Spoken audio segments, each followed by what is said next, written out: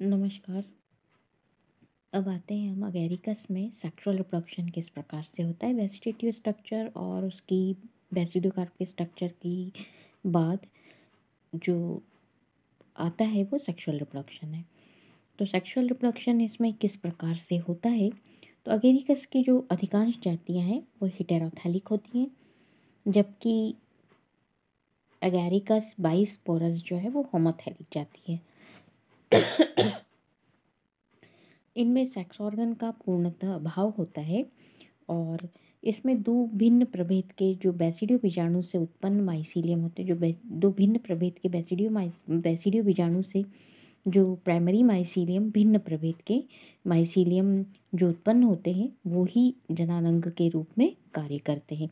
ये जो प्रभेद है प्लस सिस्टीन और माइनस सिस्टीन के कवक तंतु के बीच में सोमेटोगेमी की क्रिया होती है और सोमेटोगेमी से फिर डाइकैरियोटिक माइसीलियम का निर्माण होता है और ये डाइकैरियोटिक माइसीलियम बाद में जाकर बेसिडियोकार्प का फ्रूटिंग बॉडी बेसिडियोकार्प का निर्माण करता है। अब ये जो प्राइमरी माइसीलियम से सोमेटोगेमी की जो क्रिया हो रही है वो सोमेटोगेमी फिर मेयोसिस, ये सारी जो है 3 स्टेप्स में, मतलब बेसिडियोकार्प तक बनने की जो स्थिति है वो 3 स्टेप में पूरी होती है, प्लाज्मोगेमी, कैरियोगेमी और मेयोसिस। तो पहले आते हैं हम प्लाज्मोगेमी क्या है।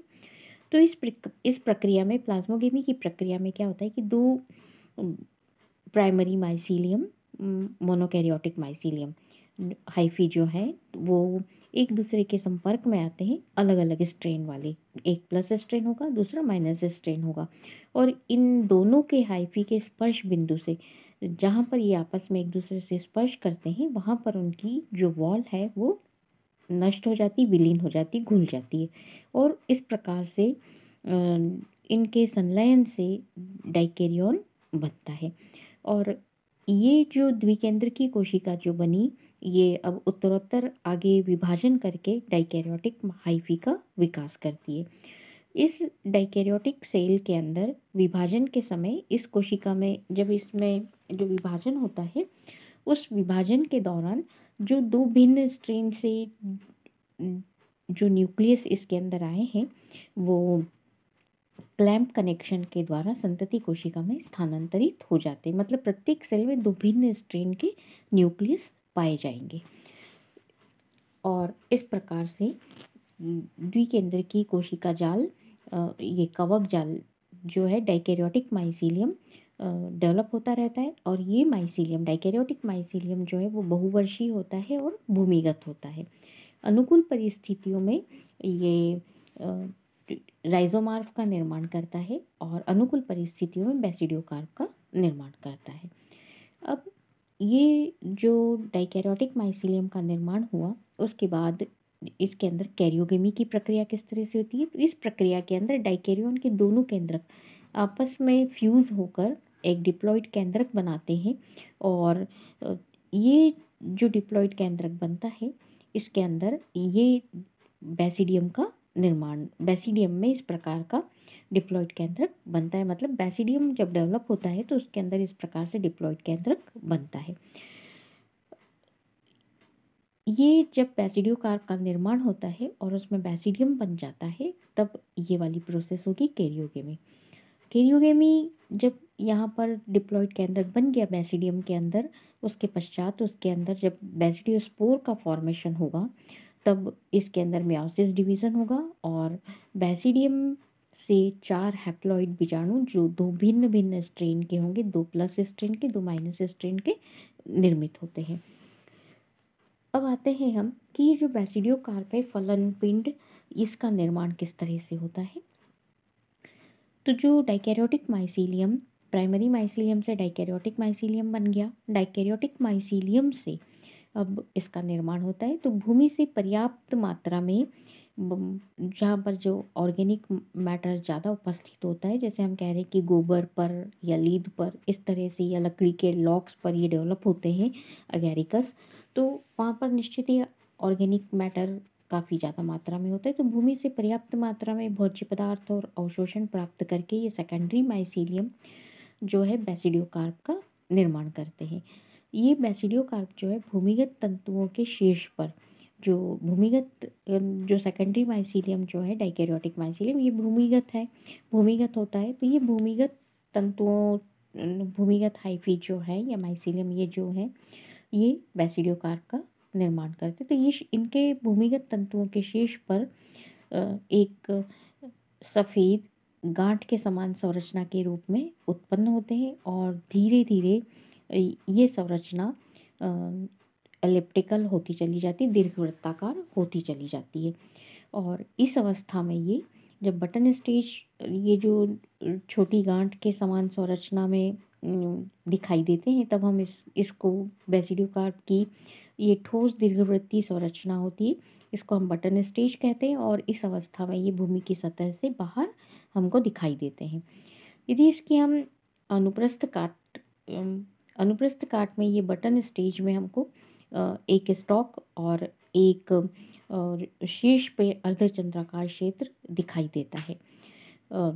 इसके बाद इसके अंदर जो धीरे धीरे ये पूर्ण रूप से विकसित हो जाता है, और मतलब धीरे धीरे ये साइज़ में बड़ा होने लगता है और पूर्ण विकसित बेसिडियोकार्प में डेवलप होता है। और ये बेसिडियोकार्प, पूर्ण विकसित बेसिडियोकार्प में दो भागों में इसको डिवाइड कर सकते हैं, स्टाइप और पीलियस। जो व्रंत वाला भाग, आधारीय भाग है, वो स्टाइप कहलाता है, और शीर्ष वाला जो अर्धचंद्राकार छत्रक के समान संरचना वाला होता है उसको हम पीलियस कहते हैं। तो शीर्ष पर अर्धचंद्राकार छत्रक पीलियस बनता है और नीचे आधारीय भाग जो है वो स्टाइप बनता है। अब ये जो स्टाइप है, स्टाइप और जो पीलियस है, इनकी संधि पर एक वलयाकार गुहिका का निर्माण होता है जिसको हम कहते हैं गिल चैम्बर। और ये कक्ष जो है, ये गिल चैम्बर इस क्षेत्र में विकसित कवक तंतुओं के एक दूसरे से दूर हटने के कारण बनता है। गिल चैम्बर की छत का जो भीतरी भाग है वो अवतल होता है, और उसके अंदर तीव्र गति, जहाँ पर तीव्र और धीमी गति से विभाजन करने से रेडियल बैंड्स विकसित होते हैं। ये यहाँ पर आप इस डायग्राम में देख सकते हैं। ये जो है सारा डाइकैरियोटिक माइसीलियम है, ये भूमिगत। इस भूमिगत माइसीलियम में जब काफ़ी मात्रा में भोज्य पदार्थ और सब अवशोषित कर लेते हैं, तो ये इस तरह से छोटे छोटे से सफ़ेद गांठ के समान संरचनाएं ये बाहर की तरफ निकलती हैं, और इसको हम कहते हैं ये बटन स्टेज। धीरे धीरे ये बटन स्टेज से ये यहाँ पर ये धीरे धीरे डेवलप होने लगता है। नीचे की तरफ स्टाइप डेवलप होती है, और ऊपर की तरफ ये जो भाग है, ये अर्धचंद्राकार भाग, ये पीलियस का निर्माण करता है। और यहाँ पर फिर गिल्स का डेवलपमेंट होता है। प्री लैमिलर चैम्बर डेवलप होंगे पहले, और ये गिल्स को डेवलप करेंगे, और फिर ये धीरे धीरे इससे पृथक होकर एन्युलस का यहाँ पर निर्माण होगा, और इसके अंदर रेडिएटिंग काफ़ी सारे हाइफी गिल्स पाए जाए, रेडिएटिंग बैंड्स पाए जाते हैं, और ये इस तरह से एक छत्रक का निर्माण होता है। ये वाला हिस्सा ये स्टाइप और ये पीलियस कहलाता है। अब व्रंत का जो दीर्घीकरण है बटन अवस्था से, अब ये बटन अवस्था यहाँ पर ये जो है ये बटन अवस्था है, और इस बटन अवस्था से भूमि की सतह से ये ऊपर उठ जाता है, और उसके बाद धीरे धीरे इसमें डेवलपमेंट होने लगता है। तो यहाँ पर जो इसमें जो गिल चैम्बर की जो छत है उसका भीतरी भाग अवतल होता है, अवतल होगा, और उसमें धीमी गति से या थोड़ी धीमी या तीव्र दोनों गतियों से ही विभाजन होते और रेडियल बैंड्स विकसित हो जाते हैं। और तेज गति से विभाजित होने वाली जो स्ट्रिप्स हैं वो गिल बनाती हैं, और बटन स्टेज में जो शेषस्थ अर्धचंद्राकार छत्रक जो है उसको हम विलियम, उससे जो उपांत बनता है उसे हम कहते हैं विलियम। और ये जो स्टाइप है उससे, मतलब ये जो दोनों के बीच में जो छत्रक अवस्था है और स्टाइप जो है, मतलब पीलियस और स्टाइप के बीच में थोड़ा सा बीच में गैप हो जाता है, और उससे थोड़ा सा दूर हो जाता है, ये वाला जो हिस्सा है वो एन्युलस कहलाता है। व्रंत स्टाइप के दीर्घीकरण से, अब जैसे जैसे डेवलपमेंट होता है स्टाइप बढ़ता है, और स्टाइप के दीर्घीकरण से बटन अवस्था जो है भूमि की सतह से ऊपर उठ जाती है। धीरे धीरे ये जो अ, शीर्ष पे जो अर्धचंद्राकार भाग है इसकी वृद्धि भी होने लगती है, और इसकी वृद्धि की तुलना में इस टाइप की वृद्धि अम, अर्धचंद्राकार भाग की वृद्धि तेजी से होती है वृंत की तुलना में। तो इस प्रकार से जो अर्धचंद्राकार भाग है वो इस टाइप धीरे ऊपर की तरफ बढ़ता है, तो उसकी गति धीमे होती है, और ये जो भाग है ये तेजी से बढ़ता है, पीलियस जो है। तो इसके कारण क्या होगा, ये ऊपर की तरफ अर्धचंद्राकार भाग के रूप में वृद्धि करता है और छतरी की तरह फैल जाता है। इसको हम कहते हैं पाइलस। अब ये छत्रक के फैलने से क्या होगा, ये वीलम फट जाता है, और वीलम के फट जाने से फट जाता है, और गिल गिल्स जो है वो गिल्स पर जो फर्टाइल लेयर पाई जाती है उसको हम कहते हैं, गिल्स पर एक फर्टाइल लेयर पाई जाती है जिसको हम कहते हैं हाइमीनियम। ये हाइमीनियम जब ये विलियम फट जाएगा तो ये हाइमीनियम जो है वो एक्सपोज्ड हो जाती है, और फटी हुई विलस का कुछ भाग जो है वो इस टाइप से लगा रह जाता है। तो ये जो भाग इस टाइप से लगा रह गया है इसको हम कहते हैं एन्यूलस। तो इस प्रकार से ये एन्यूलस स्टाइप स्टाइप से स्टाइप के ऊपर डेवलप हुआ भाग जो पीलियस, और पीलियस और स्टाइप के डेवलपमेंट से जो हाइमीनियम एक्सपोज्ड हुई तो एन्यूलस का निर्माण हुआ। शुष्क मौसम में जब मिट्टी सूखी और सख्त होती है तब बटन स्टेज की वृद्धि नहीं होती है और मिट्टी से बाहर नहीं निकलते हैं। वर्षा ऋतु में जब मिट्टी में नमी होती है तब बटन स्टेज की कोशिकाएं तेजी से विभाजन प्रारंभ करती है, और इस कारण से हमको इस ऋतु में ये बैसिडियोकार्प अगैरिकस काफ़ी ज़्यादा दिखाई देते हैं। अनुकूल परिस्थितियाँ इनके लिए वर्षा ऋतु का मतलब नमी वाला वातावरण ही अनुकूल होता है। अब जो मैच्योर बैसिडियोकार्प है इसकी संरचना किस प्रकार से दिखाई देती है, तो मैच्योर बैसिडियोकार्प जैसा हम कह रहे हैं इसको हम दो मुख्य भागों में बांट सकते हैं, स्टाइप और पीलियस।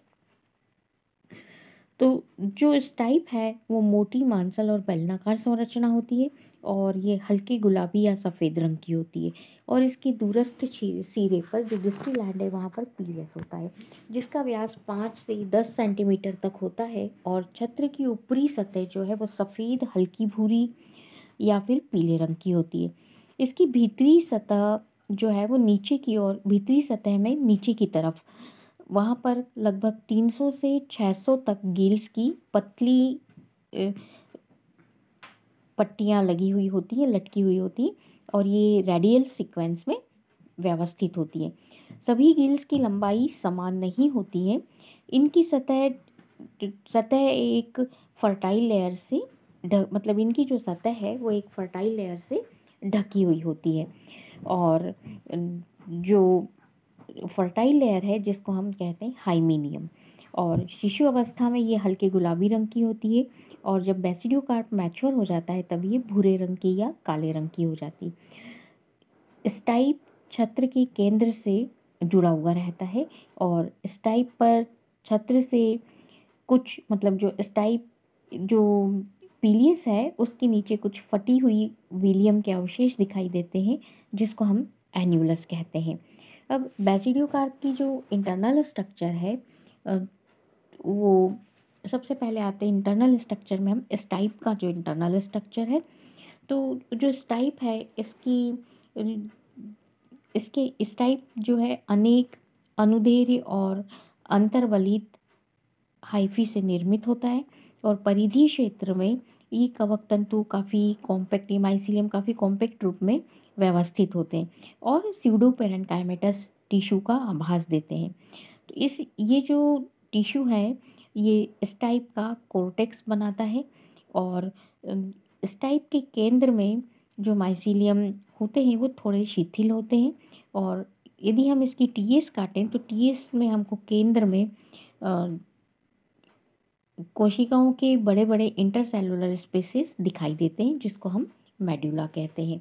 ये यहाँ पर आप इस डायग्राम में देख सकते हैं, ये इसका जो इस टाइप का टीएस है, इस टीएस में ये जो टीएस है यहाँ पर ये बीच वाला जो पोर्शन है यहाँ पर ये काफ़ी इंटरसेलुलर स्पेसेस दिखाई, ये पीलियस वाला पोर्शन है और ये स्टाइप वाला पोर्शन है। इसकी टीएस यदि खाली इस टाइप की टीएस यदि हम देखें तो ये इस प्रकार से ये बीच वाला जिसके अंदर हमको इंटरसेलुलर स्पेसेस दिखाई दे रहे हैं, और ये एक स्यूडो पेरेन्काइमेटस स्ट्रक्चर के रूप में हमको माइसीलियम जो है वो कुछ इस तरह से व्यवस्थित होते हैं और स्यूडो पेरेन्काइमेटस टिश्यू का आभास देते हैं। सेंटर में ये जो है इनमें बीच बीच में हमको इंटरसेलुलर स्पेसेस दिखाई देते हैं, इसको हम कहते हैं मेडुला, और ये बाहर वाला जो पोर्शन कहलाता है वो कोर्टेक्स कहलाता है। इसके बाद जो पीलियस की इंटरनल स्ट्रक्चर, तो वृंत के समान मतलब स्टाइप के समान ही इसकी इंटरनल स्ट्रक्चर होती है, लेकिन यहाँ पे जो है वो वृंत क्षेत्र के कवक तंतु बढ़ के इसमें प्रवेश करते हैं और इसके चारों तरफ फैल के गिल्स का फॉर्मेशन करते हैं। गिल्स की इंटरनल स्ट्रक्चर यदि हम देखें तो ये गिल्स की इंटरनल इस टाइप के इंटरनल स्ट्रक्चर काफ़ी सिंपल सी होती है। इसी तरह से छत्रक की इंटरनल स्ट्रक्चर में गिल्स की जो इंटरनल स्ट्रक्चर है वो काफ़ी थोड़ी सी जटिल प्रकार की होती, और ये इस तरह से हमको ये वाला जो है ये गिल्स का इंटरनल स्ट्रक्चर। तो गिल्स के इंटरनल स्ट्रक्चर में जो कवक तंतु है, गिल्स की आंतरिक संरचना में यदि हम इसके अनुप्रस्थ काटे तो हमको इसमें 3 लेयर दिखाई देती हैं, ट्रॉमा, सब हाइमीनियम या हाइपोथेसियम और हाइमीनियम लेयर। जो ट्रॉमा क्षेत्र है, ये क्षेत्र जो है कवक तंतुओं से मतलब ये काफ़ी सारे माइसीलियम से निर्मित होता है और गिल का केंद्रीय भाग बनाते हैं, और ये जो है वो इसमें जो माइसीलियम है वो काफ़ी कॉम्पैक्ट रूप से व्यवस्थित होता है। ये वाला जो पोर्शन है ये डाइकैरियोटिक माइसीलियम से बना हुआ होता है, काफ़ी कॉम्पैक्ट रूप से सघन रूप से व्यवस्थित होती हैं इसके अंदर, और इसमें अनियमित क्रम में व्यवस्थित होती है और ये स्टेराइल क्षेत्र होता है। इसके बाद आते हैं हाइपोथेसियम या सब हाइमीनियम लेयर। तो ये वाला जो लेयर है, ट्रॉमा के ऊपर वाला जो लेयर है, ये भी डाइकैरियोटिक माइसीलियम से निर्मित है और ये सब हाइमीनियम लेयर कहलाता है। और ट्रॉमा के ये जो ट्रॉमा है इसके दोनों तरफ हमने ये आधा पोर्शन ही बताया है यहाँ पर, तो ये इस तरफ और इस तरफ दोनों तरफ उपस्थित होती है ये सब हाइमीनियम लेयर। और ये सब हाइमीनियम लेयर इसमें सारी जो सेल्स हैं वो आइसोडाइमेट्रिक होती हैं, और सब हाइमीनियम को हम हाइपोथेसियम भी कहते हैं। और ये ट्रॉमा क्षेत्र जो है इसमें जो माइसीलियम है उनकी पार्श्व शाखाओं से निर्मित होता है। इसके बाद आते हैं हाइमीनियम लेयर।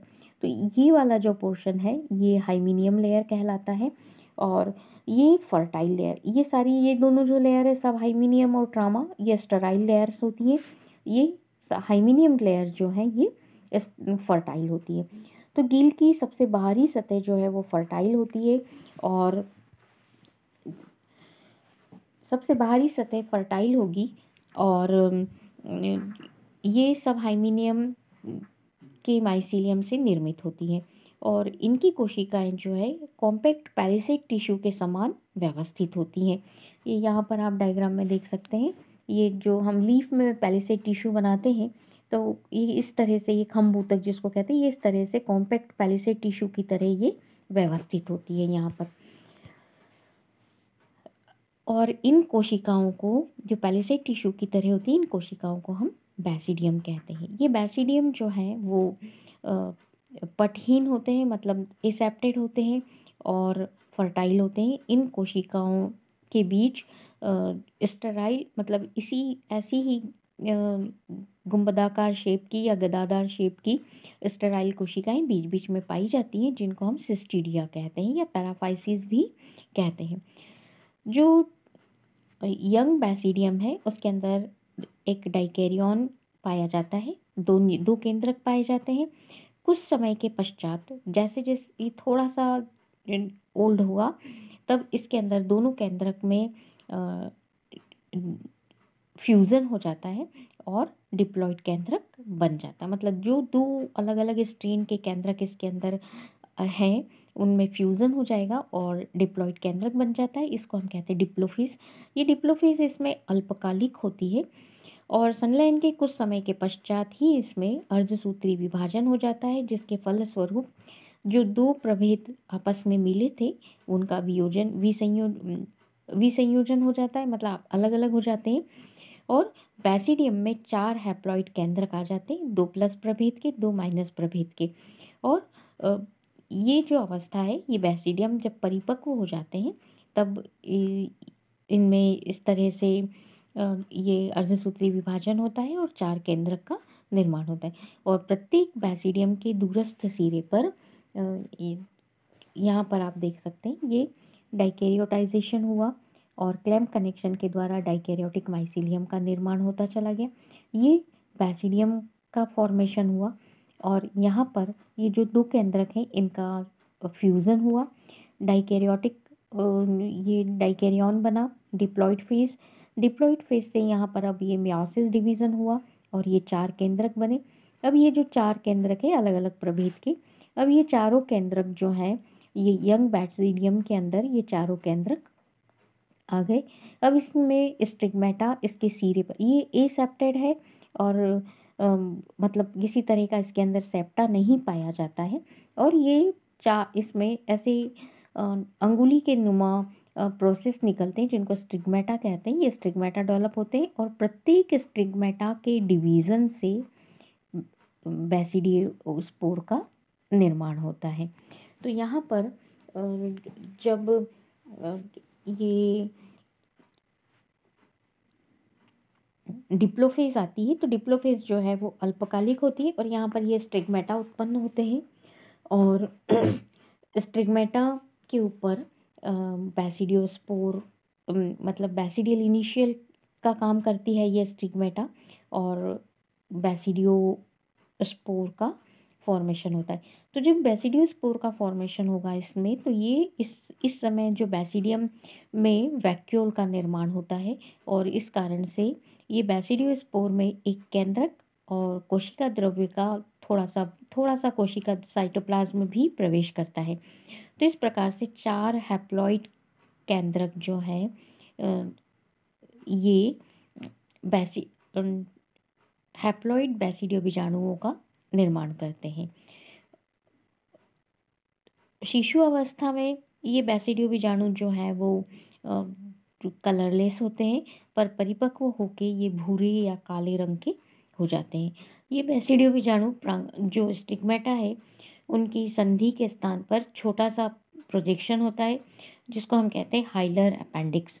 एक छोटे से प्रोजेक्शन वहाँ पर डेवलप होता है और ये हाइलर अपेंडिक्स कहलाता है और इसके कारण स्टिग्मेटा इस हाइलर अपेंडिक्स के कारण जो बैसिडियोस्पोर्स हैं वो कुछ स्टिग्मेटा पर कुछ टेढ़े से तिरछे ऑब्लिक लगे हुए होते हैं। अब ये बैसिडियो बीजाणु जब परिपक्व हो जाते हैं, परिपक्व होने पे ये स्टिग्मेटा के शीर्ष पर